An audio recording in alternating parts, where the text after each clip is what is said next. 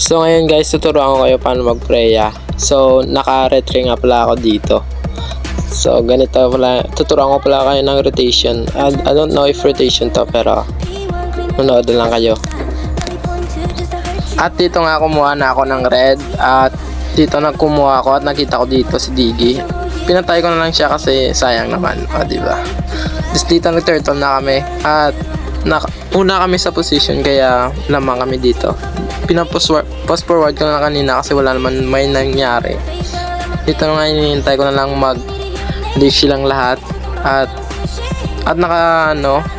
umulti na ako agad dito at nakachamba naman nakuha ko. At nakita ko dito si Leslie. Pinatay ko na lang.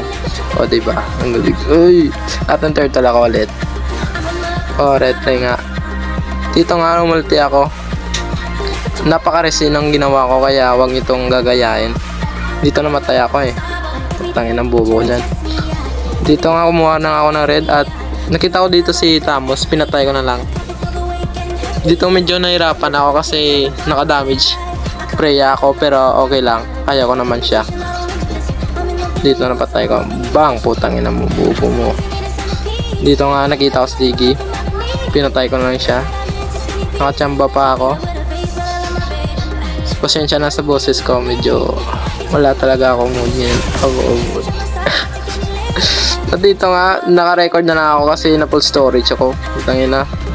Sorry, mahina lang yung cellphone ko eh. Hindi ako yung mahina, yung cellphone na mahina. Ay, dito nga naka-assist pa ako at dito nga, pinush na namin kasi gusto na namin ma-end. Grabing lifestyle oh. Dito nga, pinush na namin at in the ball. Victory! Si Buano, wala naka-record. Ay, naka-record pala. Sorry.